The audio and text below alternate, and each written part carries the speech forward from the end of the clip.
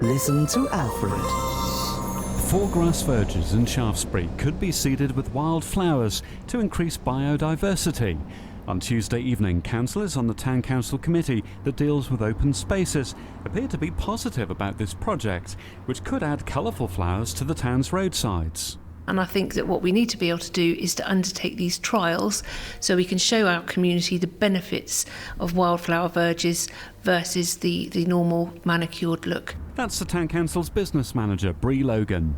By next summer, the roadside here at the Linden Park and Christie's Lane Junction, the Verge opposite the new homes on the A30 Salisbury Road, land alongside New Road, and the grassed area near the Royal Chase roundabout could all be wildflower havens. Councillors were presented with a report outlining the vision of Salisbury-based conservation charity Plant Life.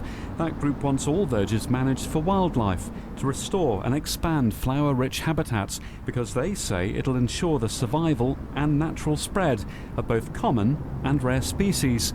Some Dorset towns have already introduced wildflower verges. Shaftesbury Town Council staff joined members of the town's Open Spaces group at a demonstration at Blandford Forum at the end of August. But it's not as straightforward as just tossing out a handful of flower seeds. The party observed the specialist gear needed to maintain wildflower verges. The equipment that Blandford use is a rather large machine, but of course their areas are much larger than ours, so they warrant a big vehicle for that use.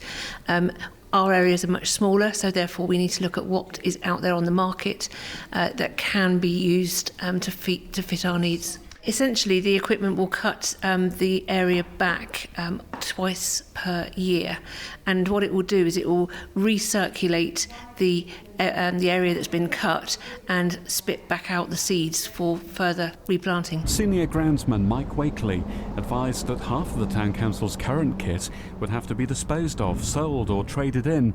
But because the necessary machinery would be used so infrequently and on such small parcels of land, the Town Council is considering sharing equipment with neighbouring towns in North Dorset.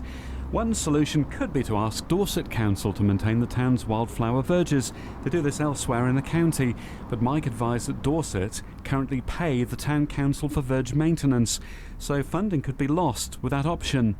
Councillors heard it was important to explain what was happening to locals.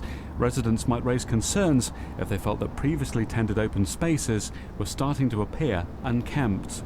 We have been given advice that it's really important that we engage with our community, because it is quite a different look that we will be working towards should our community buy into this way of us managing our verges. Councillor Peter Yeo wanted to make sure that residents on the Persimmon estate opposite one of the proposed test areas were consulted.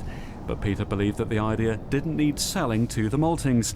He said that locals often share pictures on social media of insects and moths spotted in gardens, and he felt they'd be supportive. The full council will have the final say on whether the trials will take place. The proposals will go before members later this autumn. Listen to Alfred.